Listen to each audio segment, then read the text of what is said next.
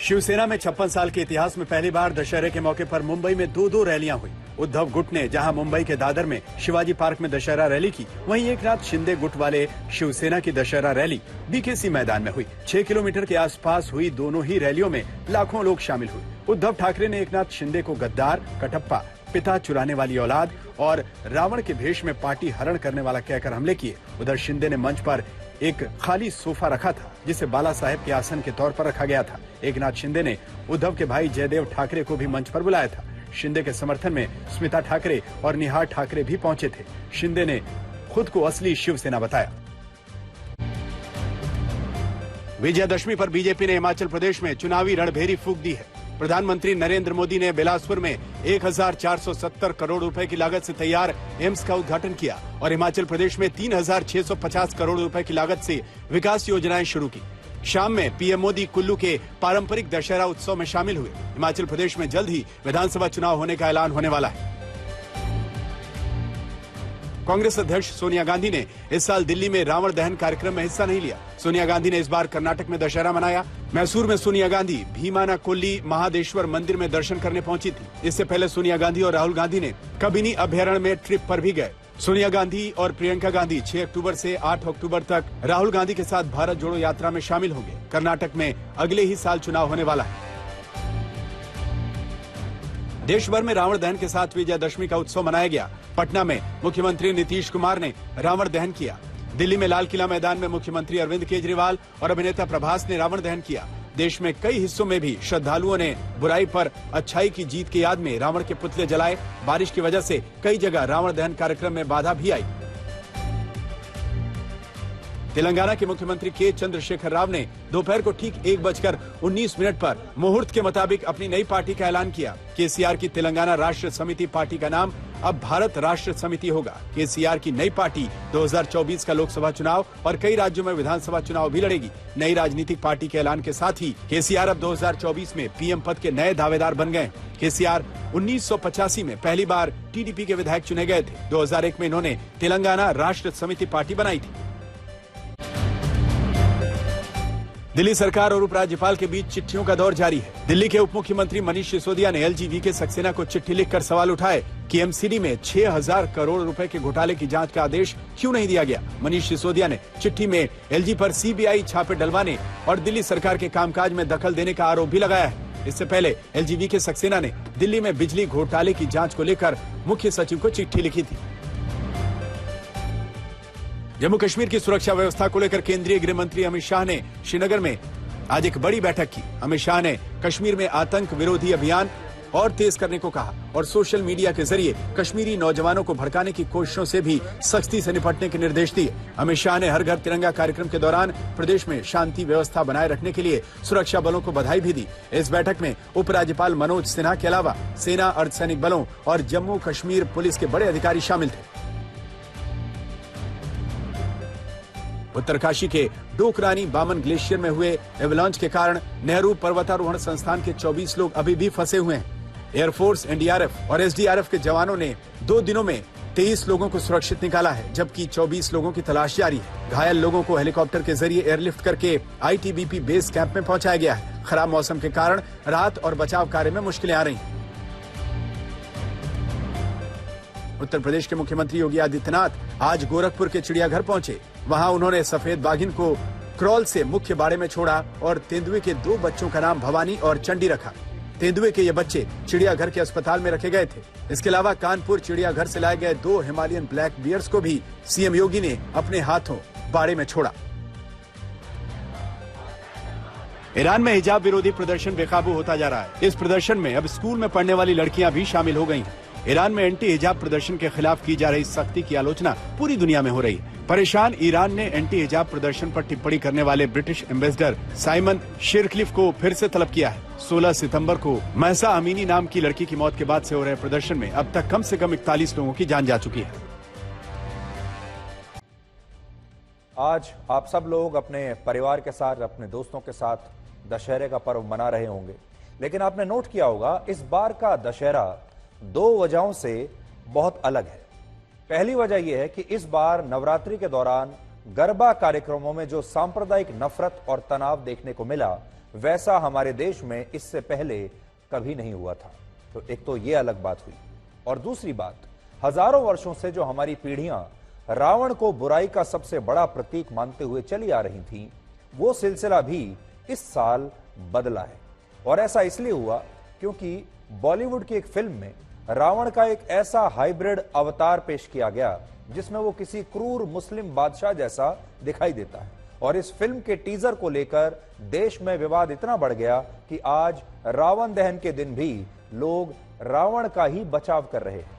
यानी ये जो नया रूप रावण का देखने को मिल रहा है, इसके सामने जो रावण का पौराणिक रूप है वो बेहतर दिखने लगा है। और ये एक ऐसी चीज है जिसकी शायद किसी ने भी कल्पना नहीं की थी। असल में रावण ने बुराई की जो लकीर खींची, आज कुछ लोगों ने उससे भी आगे जाकर एक और नई और बड़ी लकीर खींच दी। और इसकी वजह से हमारे देश के बहुत सारे लोगों को रावण की बुराई भी अब कम दिख रही है और लोग इस फिल्म का ज्यादा विरोध कर रहे हैं, क्योंकि उन्हें रावण इस रूप में स्वीकार्य नहीं है। आप अक्सर त्योहारों पर मिलावटी मिठाइयों के बारे में सुनते रहते होंगे, देखते भी होंगे, और आपने मिलावटी मिठाइयां खाई भी होंगी। लेकिन यह खबर बताती है कि इस बार रावण के किरदार में भी मिलावट हो गई है, और यह सब कुछ क्रिएटिव फ्रीडम के नाम पर हो रहा है, अभिव्यक्ति की आजादी के नाम पर हो रहा है। आज हम आपको बताएंगे कि यह सारी क्रिएटिव फ्रीडम हिंदू देवी देवताओं को लेकर ही हमारे देश में क्यों दिखाई जाती है। इस्लाम धर्म में पैगंबर मोहम्मद साहब का चित्र भी बनाना वर्जित है, और हमारे देश के कलाकार और बड़े बड़े फिल्म निर्देशक इसे लेकर मुस्लिम समुदाय की भावनाओं का पूरा ख्याल रखते हैं, और उन्हें ऐसा करना भी चाहिए, हमें इसमें कोई आपत्ति नहीं। लेकिन यही सम्मान हिंदू देवी देवताओं को लेकर क्यों नहीं दिखाया जाता? आज हम इस सवाल का आपके लिए एक विश्लेषण करेंगे, क्योंकि आज से बेहतर दिन इसके लिए और कौन सा हो सकता है। क्योंकि आज दशहरे का दिन है। आज के दिन आप सब रावण को याद करते हैं, रावण का वध किया जाता है, दहन किया जाता है, इसलिए आज हम रावण की बात कर रहे हैं। यह विवाद तो ऐसे कई दिनों पुराना है, लेकिन हमने सोच कर रखा था कि आज के दिन हम आपके साथ इस पर चर्चा करेंगे। यह विवाद जिस फिल्म को लेकर हो रहा है, उस फिल्म का नाम है आदि पुरुष। अब तक आपने इसके बारे में सुन लिया होगा, पढ़ लिया होगा, देख भी लिया होगा। आदि पुरुष का अर्थ होता है परमेश्वर, जिसने संपूर्ण सृष्टि की रचना की है। और क्योंकि यह फिल्म रामायण यानी श्री राम के जीवन पर आधारित है, इसलिए इसका नाम आदि पुरुष रखा गया है। अब विवाद इस बात को लेकर है कि इस फिल्म में भगवान श्री राम, रावण और हनुमान जी को सही रूप में चित्रित नहीं किया गया, और आरोप है कि फिल्म बनाने वाली टीम ने क्रिएटिव फ्रीडम का इतना ज्यादा दुरुपयोग किया कि इस फिल्म का टीजर देखकर कहीं से भी ऐसा लगता नहीं कि यह फिल्म या इस फिल्म में दिखाए गए किरदार असल में रामायण से हैं, बल्कि ऐसा लगता है कि इस फिल्म में क्रूर मुगल शासकों को दिखाया गया है। जैसे सबसे ज्यादा आपत्ति रावण के किरदार को लेकर हो रही है, और इस भूमिका को अभिनेता सैफ अली खान ने निभाया है। और उनके किरदार में 3 बातें नोट करने वाली है। पहली बात, इसमें रावण के सिर के बाल और उसकी दाढ़ी को इस रूप में दिखाया गया है जिसमें क्रूर मुगल शासक या दूसरे मुस्लिम बादशाह नजर आते थे। उदाहरण के लिए खिलजी वंश का शासक अलाउद्दीन खिलजी हूबहू वैसा ही दिखता था जैसा इस फिल्म में रावण को दिखाया गया है। अलाउद्दीन खिलजी का यह चित्र जो अभी हम आपको दिखा रहे हैं, ये 17वीं शताब्दी में बनाया गया था, और इस चित्र को देखकर आपको यही लगेगा कि रावण और अलाउद्दीन खिलजी शायद एक जैसे दिखते थे, जबकि यह सच बिल्कुल नहीं है। रामायण में रावण के रंग रूप और उसकी शारीरिक बनावट का विस्तार से उल्लेख किया गया है। इसके मुताबिक रावण के माथे पर त्रिपुंड होता था और उसकी खिलजी जैसी दाढ़ी तो बिल्कुल नहीं थी। ये एक तस्वीर आज हमने आपके लिए निकाली है जो वर्ष 1920 की है, और इसमें रावण के चेहरे पर आपको खिलजी जैसी दाढ़ी बिल्कुल दिखाई नहीं देगी। दूसरी बात, फिल्म में रावण को किसी ड्रैगन जैसे खतरनाक जीव की सवारी करते हुए दिखाया गया है, जबकि रामायण के मुताबिक रावण जिस वाहन की सवारी करता था उसे पुष्पक विमान कहते थे, और ऐसी मान्यता है कि यह वही विमान था जिससे भगवान श्री राम रावण का वध करने के बाद लंका से अयोध्या आए थे। भारत का जो अपना संविधान है उसके 3रे अध्याय पर इस विमान का एक चित्र भी अंकित है, जिसमें श्री राम, लक्ष्मण और सीता को इससे अयोध्या लौटते हुए दिखाया गया है। ये जो तस्वीर आप देख रहे हैं, ये भारत के संविधान में छपी हुई तस्वीर है। देखिए आप,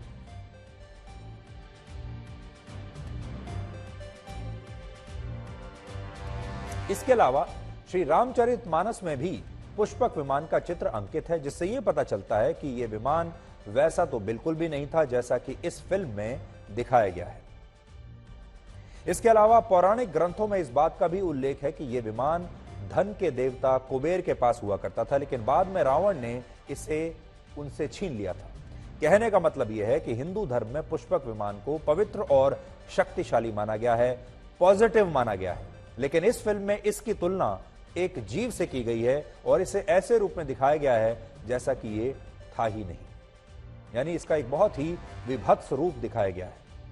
तीसरी बात यह कि इस फिल्म में रावण की लंका को अंधकार और एक डराने वाला स्थान के रूप में दिखाया गया है, जबकि रामचरितमानस में यह उल्लेख है कि रावण की लंका सोने की थी, सोने की तरह चमकती थी। यानी एक तरह से अगर आप देखेंगे तो इस फिल्म को रामायण पर आधारित बताया तो जा रहा है, या इस तरह का आभास दिया जा रहा है कि ये आज के जमाने की रामायण है और इसे रामायण से प्रेरित होकर बनाया गया है, लेकिन ये कहीं से भी उससे मेल नहीं खाती। फिल्म के टीजर में हनुमान जी के शरीर पर चमड़े की बेल्ट दिखाई गई है, जो उनका सीधे तौर पर अपमान है। इसके अलावा यह भी आरोप है कि हनुमान जी को किसी मुस्लिम व्यक्ति के रूप में दिखाने की कोशिश की गई है, जो उनका जो चेहरे का जो उनके जो लुक्स हैं वो वैसे दिखते हैं, जिसमें वो बिना मूंछ की दाढ़ी में नजर आ रहे हैं। यानी रामायण के जो सारे प्रमुख किरदार हैं, सबकी जो पर्सनैलिटीज हैं, शख्सियत हैं, शक्ल सूरत है, सब कुछ बदल दिया गया है।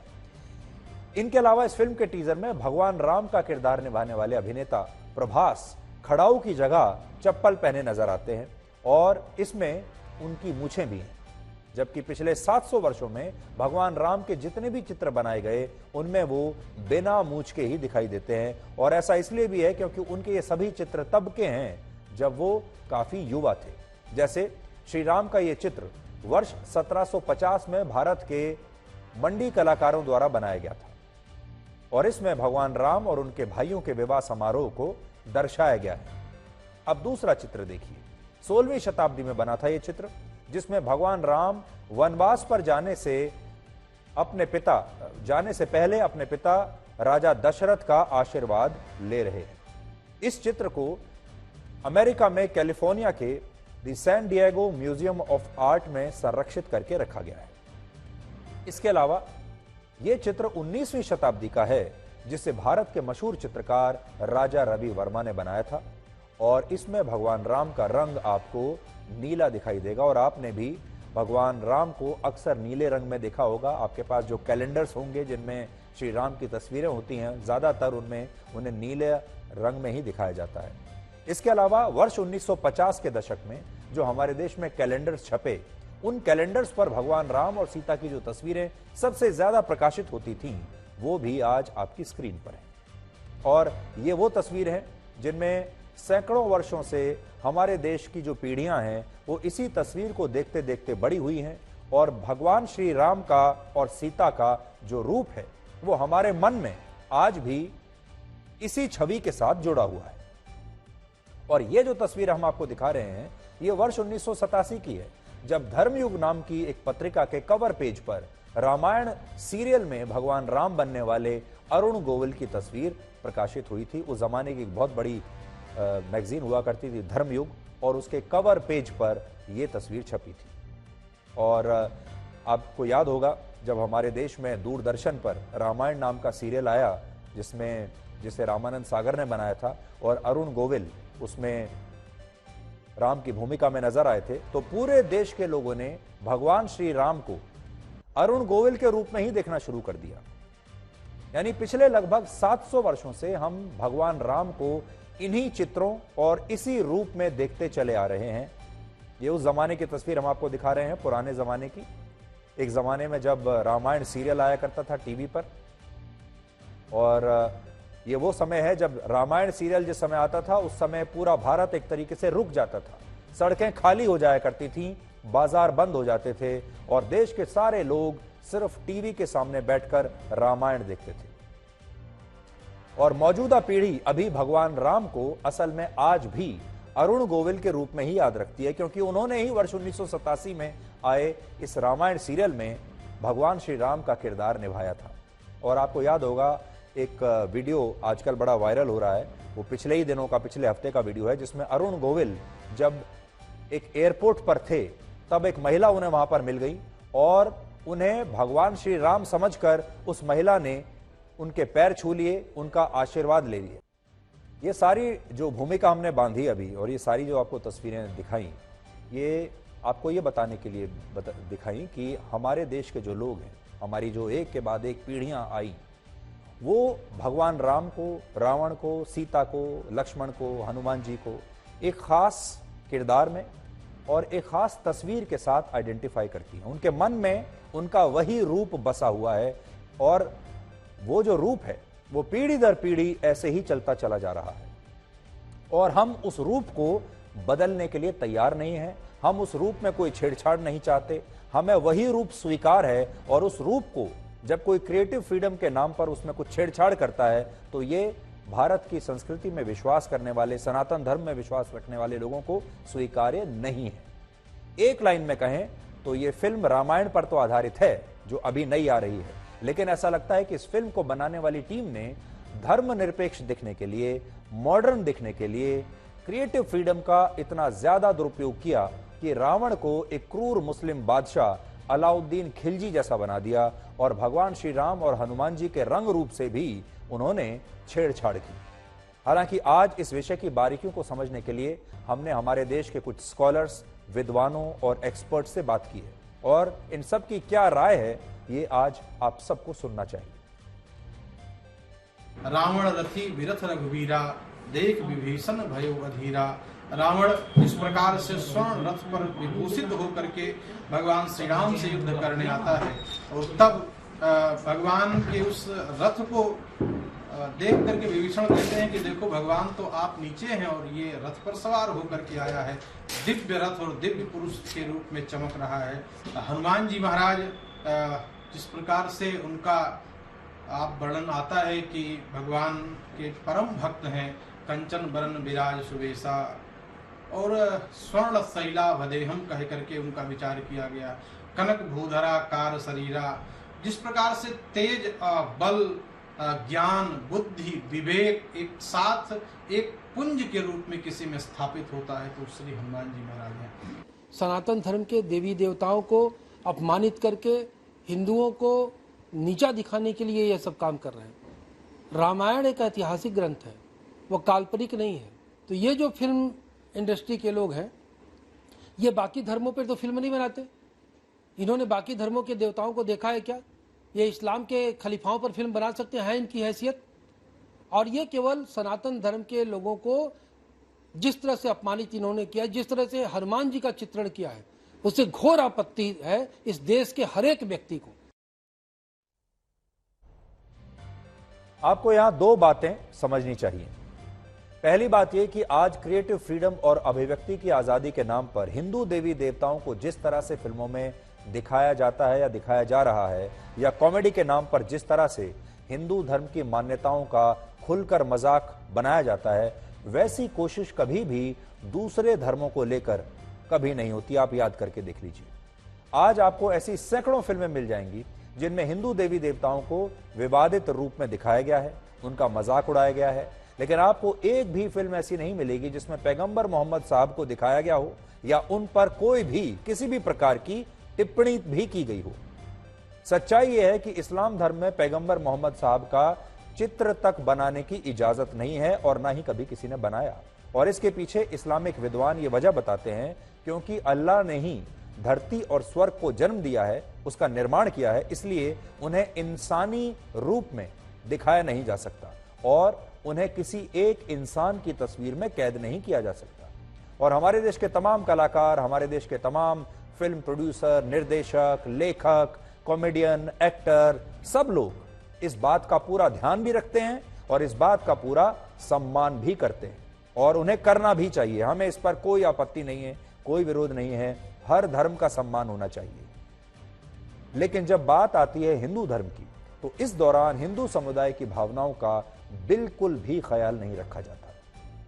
आपको याद होगा वर्ष 2015 में जब फ्रांस की एक मशहूर मैगजीन चार्ली हेब्दो ने पैगंबर मोहम्मद साहब के कुछ विवादित कार्टून्स प्रकाशित कर दिए थे तो आतंकवादियों ने इस मैगजीन के दफ्तर में घुसकर 12 लोगों की खुलेआम हत्या कर दी थी। इसके अलावा वर्ष 2020 में जब फ्रांस के ही एक टीचर ने इन कार्टून्स को अपनी क्लास में कुछ बच्चों को दिखा दिया था तो उस अध्यापक का सिर तन से जुदा कर दिया गया था। और भारतीय मूल के लेखक सलमान रश्दी के बारे में आपको पता ही होगा, अभी हाल ही में 12 अगस्त को उन पर न्यूयॉर्क में सिर्फ इसलिए हमला हुआ क्योंकि उन्होंने 34 वर्ष पहले एक अपनी किताब में जब लिखी थी जिसका नाम था द सैटेनिक वर्सेस, उसमें एक ऐसे किरदार की कल्पना की थी जिसका नाम मोहम्मद था और यह किरदार सपने देखता था और इस दौरान इस्लाम धर्म की मान्यताओं पर सवाल उठाता था। यह किताब सलमान रुश्दी ने वर्ष 1988 में लिखी थी, जिसके बाद ईरान में उनके खिलाफ फतवा जारी हुआ, लेकिन उन पर हमला हुआ 34 साल के बाद। यानी जब जब पैगंबर मोहम्मद साहब को चित्रित किया गया है या उन पर कोई टिप्पणी की गई है तो मुस्लिम कट्टरपंथियों ने हमले किए हैं और जिसने भी ये काम किया है उसे उन्होंने छोड़ा नहीं है, चाहे उस पर हमला करने में उन्हें 30, 40, 50 साल ही क्यों ना लग जाए। अभी हाल ही में आपने नुपुर शर्मा के मामले में भी देखा होगा कि उसमें भी ये बात सही है कि आपत्तिजनक टिप्पणी थी, ये बिल्कुल सही है, लेकिन किस तरह से सिर तन से जुदा होने लगे हमारे देश में वो आपने देखा होगा। वर्ष 1960 से 2016 के बीच हिंदी फिल्म इंडस्ट्री में कम से कम 30 फिल्में ऐसी बनी जिनमें किसी न किसी रूप में हिंदू देवी देवताओं का अपमान हुआ या पौराणिक मान्यताओं के साथ छेड़छाड़ हुई। लेकिन आप खुद सोचिए, कभी हिंदू समुदाय ने ऐसी असहनशीलता नहीं दिखाई या किसी पर ऐसा जानलेवा हमला कभी नहीं हुआ। दूसरी बात यह कि हिंदू धर्म में रावण को बुराई का सबसे बड़ा प्रतीक माना गया है। हजारों वर्ष से हमारी अलग अलग पीढ़ियां रावण को बुराई का प्रतीक मानती चली आ रही है और एक समाज के तौर पर हमने रावण को कभी स्वीकार नहीं किया। इसीलिए हमारे देश में किसी का नाम रावण नहीं रखा जाता। इसीलिए हम हर साल दशहरे पर रावण दहन करते हैं। हर साल रावण दहन के समय हम यही कहते हैं, यही याद दिलाते हैं लोगों को कि यह बुराई पर अच्छाई की जीत है और बुराई का चेहरा हमारे देश में, हमारे समाज में रावण को माना जाता है। लेकिन इस विवाद के बाद अब ऐसा लगता है कि रावण ने जो बुराई की जो लकीर खींची थी, आज कुछ लोगों ने उस लकीर को भी लांघ दिया है। जो लक्ष्मण रेखा होनी चाहिए बुराई की, उस लक्ष्मण रेखा को भी पार कर दिया है, जिसकी वजह से हमें आज रावण की बुराई भी कम लग रही है। आज आपने देखा होगा लोग रावण को डिफेंड कर रहे हैं, रावण का बचाव कर रहे हैं। और आज जब रावण का दहन किया जाता है तब बहुत सारे लोग रावण का ही बचाव कर रहे हैं। ऐसा हमने पहले कभी नहीं देखा और ऐसा इसलिए नहीं हो रहा क्योंकि लोगों ने रावण की बुराइयों को स्वीकार कर लिया है, बल्कि सच यह है कि आज लोग हिंदू धर्म से जुड़ी मान्यताओं और पौराणिक ग्रंथों में कोई छेड़छाड़ और मिलावट नहीं चाहते। आज हिंदू समुदाय के लोग रावण को न तो किसी मुस्लिम बादशाह के रूप में देखना चाहते हैं और न ही उन्हें रावण का कोई नया मॉडर्न हाइब्रिड वर्जन देखना है, बल्कि लोग आज भी रावण को सिर्फ रावण के रूप में ही देखना चाहते हैं, उसी छवि में देखना चाहते हैं जो उनके मन में बसी हुई है।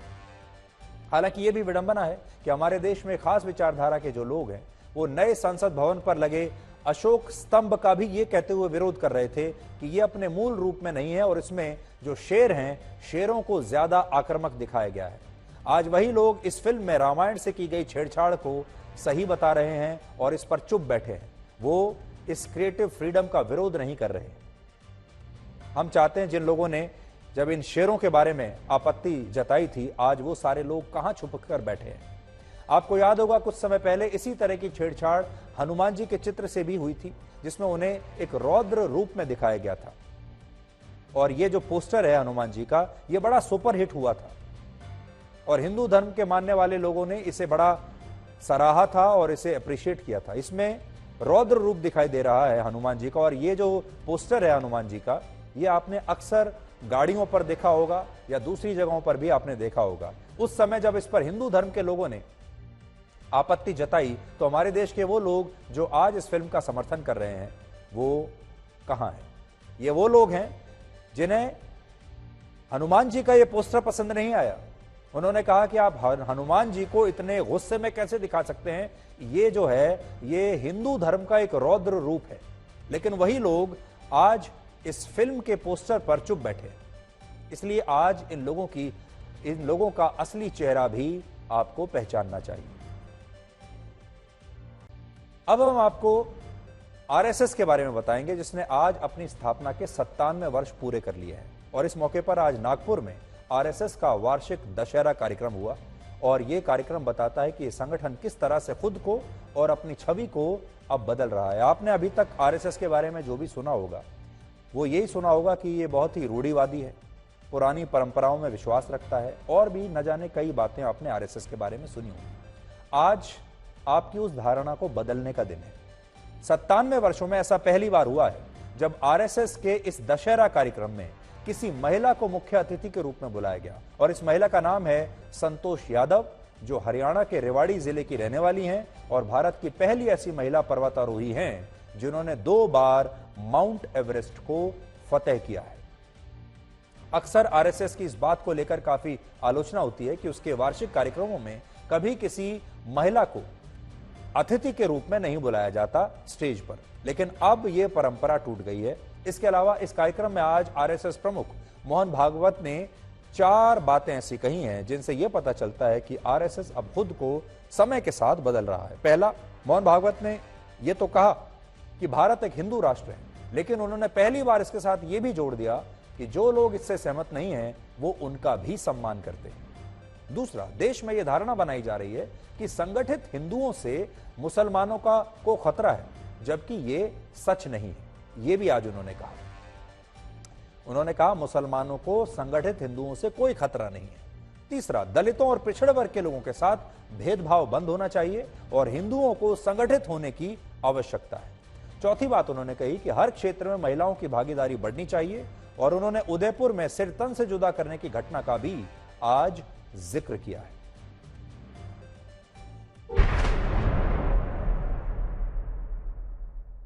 एक समन्वय की संस्कृति बनाकर स्व के आधार पर इस राष्ट्र का निर्माण किया।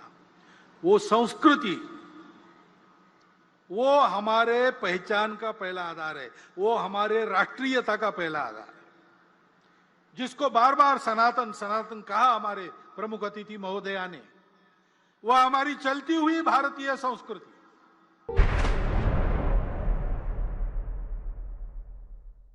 संपूर्ण समाज का संगठन करना है तो संख्या की दृष्टि से आधा भाग हमारे समाज का मातृशक्ति का है, उसकी उपेक्षा नहीं की जा सकती। उनको भी सशक्त करना पड़ेगा।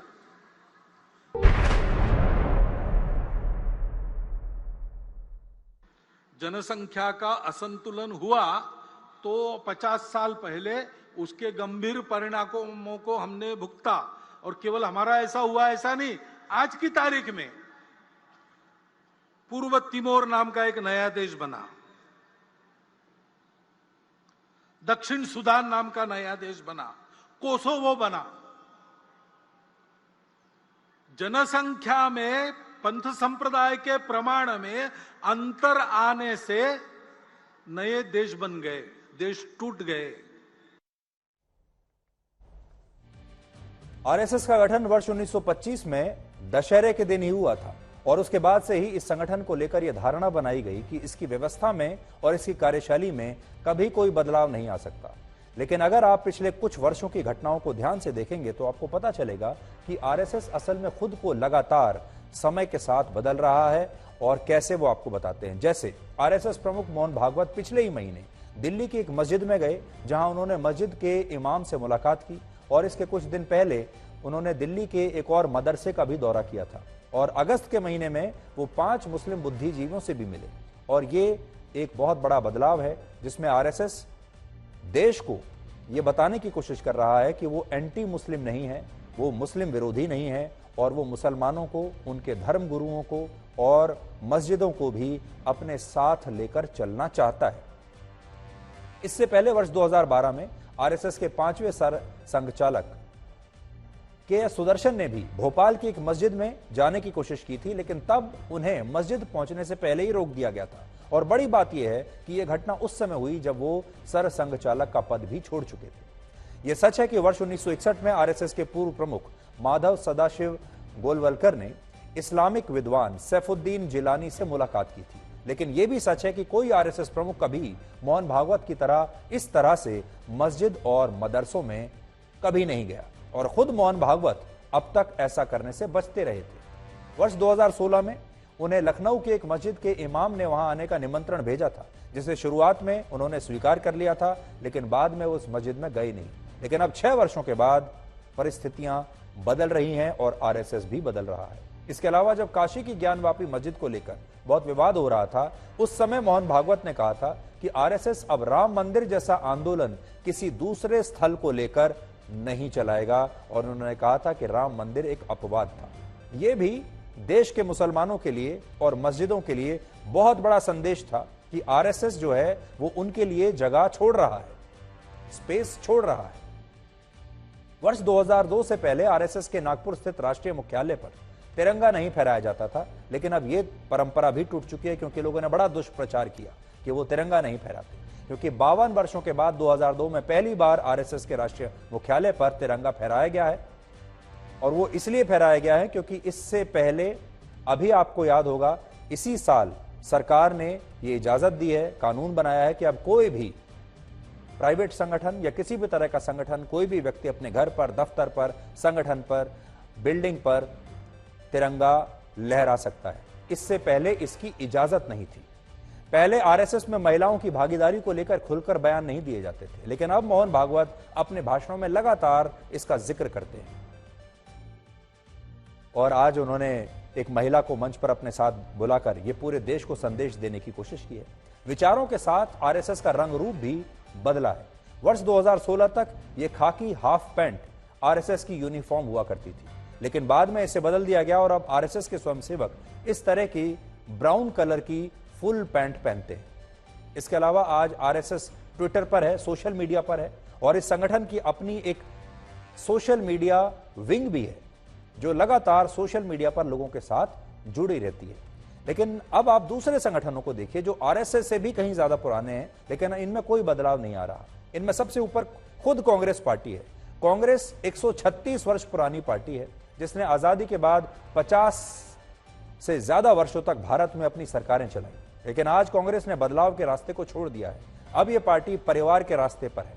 कांग्रेस की तरह इंडियन यूनियन मुस्लिम लीग नाम की पार्टी भी आज से 74 वर्ष पहले बनी थी, लेकिन आज भी यह पार्टी ध्रुवीकरण की राजनीति से बाहर नहीं निकली।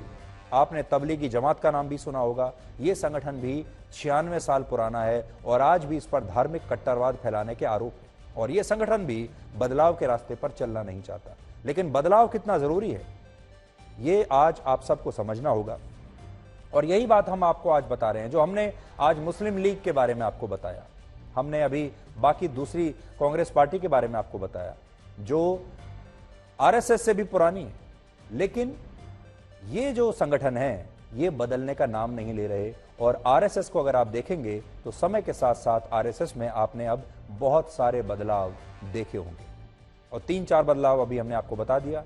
अब महिलाओं की भागीदारी आरएसएस में आपको कहीं ज्यादा दिखाई दे रही है, यूनिफॉर्म बदल दी गई है, एंटी मुस्लिम होने का जो उनके ऊपर एक छाप लगी हुई थी उसको भी बदल दिया गया है, और उसके लिए कोशिशें हो रही हैं। अब आपको बताते हैं कि बदलाव कितना जरूरी है, और आपको दुनिया की कुछ बड़ी कंपनियों के उदाहरण देते हैं जिससे आप समझ पाएंगे। कुछ कंपनियों के नाम सुनिए: कोडैक, ब्लैकबेरी, नोकिया, याहू।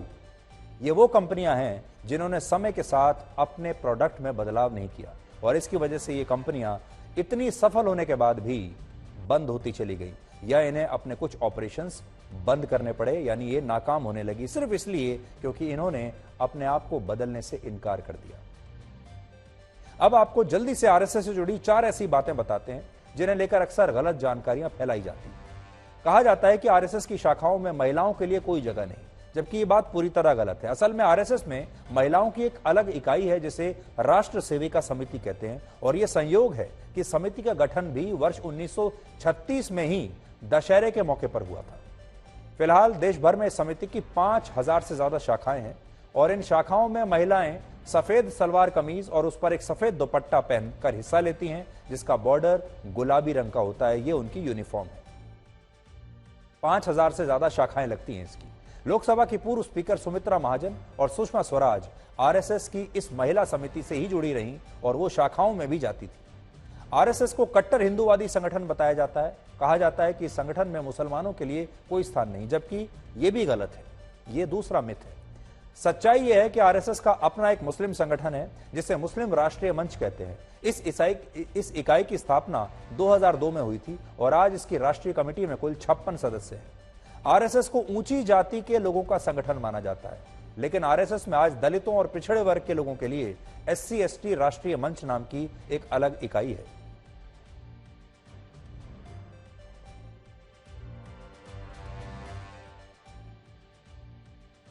तो आज हमने आपको आरएसएस का एक बदलता हुआ रूप दिखाया है और आरएसएस की बात इसलिए की क्योंकि आरएसएस की स्थापना भी विजयदशमी के दिन ही हुई थी और हर साल विजयदशमी के दिन उनका ये जो समारोह होता है इस पर सबकी नजरें होती हैं।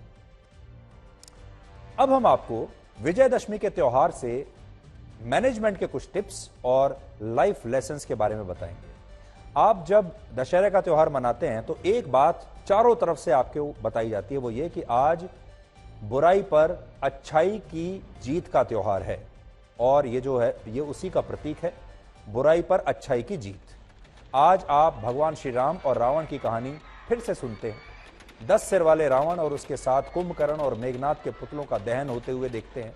लेकिन विजयदशमी के पर्व से मैनेजमेंट के जो व्यवहारिक टिप्स और लाइफ लेसन्स हैं वो शायद अभी तक आपको किसी ने नहीं बताए होंगे। ये जो लाइफ लेसन्स हैं ये बेहद प्रैक्टिकल हैं और अगर आज आप इन्हें समझ गए तो न सिर्फ प्रोफेशनल जिंदगी में बल्कि निजी जिंदगी में भी आपको विजयी होने से कोई रोक नहीं सकता। इसलिए आज विजयदशमी के मौके पर हमने आपके लिए कुछ नए लाइफ लेसन्स तैयार किए हैं जो शायद आपके काम आएंगे। इसका पहला मंत्र है शानदार रणनीति।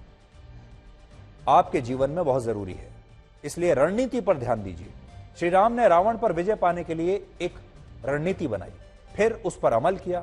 इसी तरह जीवन की किसी भी चुनौती से निपटने के लिए रणनीति बनाना बहुत आवश्यक है और यह रणनीति भी परिस्थिति के मुताबिक बदलते रहनी चाहिए। श्री राम और रावण के बीच युद्ध जब आखिरी दौर में था तब रावण को मारना श्री राम के लिए मुश्किल हो गया था। पौराणिक कहानियों के अनुसार भगवान राम रावण के एक सिर को काटते तो एक ही पल में दूसरा सिर आ जाता था। तब रणनीति बदली गई। विभीषण के कहने पर श्री राम ने रावण की नाभि पर वार किया। मतलब यह कि चुनौती से निपटने के लिए आपके पास पहले एक शानदार रणनीति होनी चाहिए और रणनीति अगर वो काम ना आए यानी प्लान ए अगर काम ना आए तो आपके पास प्लान बी हमेशा तैयार होना चाहिए। इसलिए प्लान बी हमेशा तैयार रखिए, चाहे वो युद्ध हो, खेल हो या निजी जीवन हो। विजयदशमी के मैनेजमेंट कोर्स का दूसरा मंत्र है धैर्य, यानी सफलता एक दिन में नहीं मिलती। रावण वीर था, ज्ञानी था, बलशाली था, लेकिन उसका युद्ध भगवान राम से था। बावजूद इसके श्री राम को सफलता इंस्टेंट नूडल्स की तरह 2 मिनट में नहीं मिली थी और ना ही यह युद्ध कोई T20 मैच की तरह हुआ था, बल्कि एक टेस्ट मैच की तरह चला। उन्होंने अपनी टीम के साथ बाकायदा योजना बनाई, कड़ी मेहनत की और आखिरी समय तक चुनौतियों से एक एक करके सामना किया। यही सफलता का मूल मंत्र है। आपके पास चाहे कितनी भी योग्यता और परिश्रमी टीम हो, सफलता कड़ी मेहनत मांगती है, संयम मांगती है और समय भी मांगती है। इस मैनेजमेंट कोर्स का तीसरा मंत्र है एक गलती और खेल खत्म। रावण बहुत ज्ञानी था, उसे भगवान ब्रह्मा का पोता माना जाता कहा जाता था। वो धन के देवता कुबेर का भाई था, लेकिन सीता के अपहरण की एक भयंकर गलती ने उसका सारा सम्मान, सारी रेपुटेशन समाप्त कर दी। ये बात निजी और प्रोफेशनल लाइफ में भी लागू होती है। आप कितने भी योग्य क्यों ना हो, आपके पास कितना भी अनुभव क्यों ना हो, लेकिन एक बड़ी गलती आपकी सारी इज्जत को मिट्टी में मिला सकती है। मैनेजमेंट कोर्स का चौथा मंत्र राज किसी के साथ ना बांटे। राम और रावण के बीच युद्ध में राम की विजय का बड़ा कारण विभीषण थे। विभीषण ने रावण के कई अहम रहस्य श्री राम को बता दिए। रावण की नाभि में छिपे अमृत का रहस्य भी विभीषण ने ही बताया था। विभीषण के बताए राज श्री राम को पता नहीं होते तो क्या रावण को मारना इतना आसान होता? इसका मतलब यह कि विभीषण रावण का गुप्त शत्रु था। यही नियम पर्सनल और प्रोफेशनल लाइफ में लागू होता है। मैनेजमेंट का यह मंत्र कॉर्पोरेट दुनिया पर भी लागू होता है और बड़ी बड़ी कंपनियां अपनी प्रतिस्पर्धी कंपनी के राज पाने के लिए आज करोड़ों रुपए खर्च करती हैं। इसके अलावा डेटा चोरी से लेकर दूसरी कंपनी में अपने लोग अपॉइंट कराने जैसे खेल किए जाते हैं। विजयदशमी के मैनेजमेंट कोर्स का पांचवा मंत्र आम आदमी की ताकत। फिल्म चेन्नई एक्सप्रेस में एक डायलॉग था आम आदमी की ताकत को जो दर्शाता है, और वो डायलॉग था don't under estimate the power of a common man. लेकिन इस डायलॉग को भगवान श्री राम ने कई सदियों पूर्व चरितार्थ किया था। रावण बहुत शक्तिशाली था, उसे कई वरदान मिले हुए थे, उसने राम की ताकत को नजरअंदाज किया, वानरों का बंदर कहकर मजाक उड़ाया। मैनेजमेंट की दृष्टि से जरूरी मंत्र है कि विरोधी की ताकत को कम कभी ना आंकें। सिर्फ विरोधी ही नहीं बल्कि साथ काम करने वाले किसी भी व्यक्ति को छोटा या कम ना समझें। टीम या कंपनी में कोई शानदार आइडिया वो व्यक्ति भी दे सकता है जो पद में आपसे बहुत छोटा हो। छठा मंत्र यह है, सही व्यक्ति को सही काम देना। श्री राम के व्यक्तित्व का एक महत्वपूर्ण गुण था लीडरशिप क्वालिटी। श्री राम ने जिस तरह वानर सेना को लीड किया वो अद्भुत है। शुरुआत में वानर सेना श्री राम के साथ नहीं थी। सीता को छुड़ाने के लिए राम ने रास्ते में जो भी मिला उसकी मदद लेते चले गए। शबरी, केवट और वानरों के साथ अपनी नेटवर्किंग मजबूत की, टीम के हर सदस्य की ताकत को जाना और परखा, सही व्यक्ति को सही काम दिया। लंका पहुंचने के लिए सेतु बनाने का काम नर और नील को सौंपा गया। वो दोनों नल उससे पहले शांत बैठे थे और एक अच्छे लीडर को यह समझना चाहिए कि उसके टीम में किस सदस्य की कितनी आवश्यकता है और उसे क्या काम देना है। विजयदशमी के मैनेजमेंट कोर्स का 7वां मंत्र, भय बिन प्रीत ना हुई। लंका पर आक्रमण के समय श्री राम ने बहुत आदर के साथ समुद्र से मार्ग देने को कहा। 3 दिन बीत गए, लेकिन जब समुद्र पर आग्रह का कोई असर नहीं हुआ तब श्री राम समझ गए कि अपनी शक्ति से उसमें भय उत्पन्न करना अनिवार्य है। और यही मंत्र व्यवहारिक जीवन में लागू होता है। कभी कभी व्यक्ति को समझाने के लिए उंगली टेढ़ी करना आवश्यक होता है। विनम्रता शक्तिशाली व्यक्ति का आभूषण है। कमजोर व्यक्ति जब विनम्रता दिखाता है तो कई बार उसे कमजोरी मान लिया जाता है। 8वां मंत्र, अपनी सीमा समझें। लक्ष्मण ने सीता की सुरक्षा के लिए लक्ष्मण रेखा बनाई। रावण ने धोखे से सीता को इसे लांघने के लिए मजबूर किया और अपहरण कर लिया। मैनेजमेंट की दृष्टि से यह एक बहुत बड़ा सबक है। कभी हम बिना तैयारी के अपनी क्षमता से अधिक बड़ी जिम्मेदारी उठा लेते हैं और विफल होने पर तनावग्रस्त होते हैं। कई बार छोटे छोटे लालच लोगों को उनकी सीमाओं से बाहर जाने के लिए बाध्य करते हैं, यानी लक्ष्मण रेखा लांघ जाते हैं लालच की वजह से। बाद में उन्हें धोखा मिलता है तो जीवन पटरी से उतर चुका होता है। 9वां मंत्र, आपदा में अवसर जो है इसके बारे में आपको सीखना होगा। युद्ध से पहले श्री राम ने अपना दूत बनाकर हनुमान जी को रावण के पास भेजा। रावण के सैनिकों ने हनुमान जी की पूंछ में आग लगा दी, लेकिन हनुमान जी ने आग बुझाने की कोशिश नहीं की। वो घबराए भी नहीं, बल्कि आपदा में अवसर खोज लिया।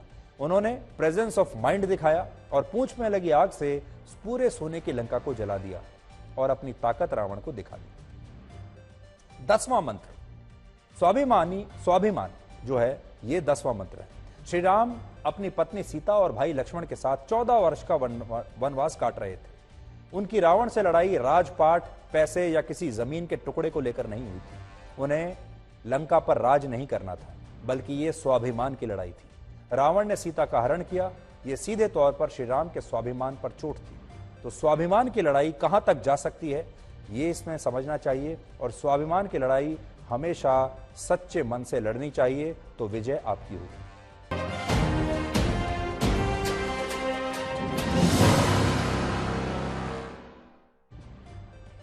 इस मुहिम में हम हर रोज आपको एक कहानी दिखाते हैं, और आज की कहानी दिल्ली के पास नोएडा से है। नोएडा के सेक्टर 121 में एक हाउसिंग सोसाइटी है और यहां पर सचिन राणा एक सिक्योरिटी गार्ड की नौकरी करते हैं। पिछले महीने एक महिला ने सचिन राणा को उसका अपमान किया और कई थप्पड़ मारे, जिसका वीडियो अब तक लाखों लोगों ने देख लिया है। बात बहुत छोटी सी थी। कार पर लगे स्टिकर को लेकर सचिन राणा ने महिला को रोका और वो इस बात पर भड़क गई। कार से उतरकर सिक्योरिटी गार्ड को थप्पड़ मारा, और आरोपी महिला पेशे से कॉलेज में एक प्रोफेसर है। यानी इसमें बड़ी बात यह है कि एक सिक्योरिटी गार्ड ने दरवाजा खोलने, गेट खोलने में जरा सी देर कर दी और महिला गाड़ी से उतरी और उसने न सिर्फ अपमान किया बल्कि सिक्योरिटी गार्ड को थप्पड़ भी मारा। आज हमने सचिन से मुलाकात की और उनसे जाना कि ये जो उनके जीवन में इतना बड़ा हादसा हुआ, उसके बाद आज उनका क्या कहना है।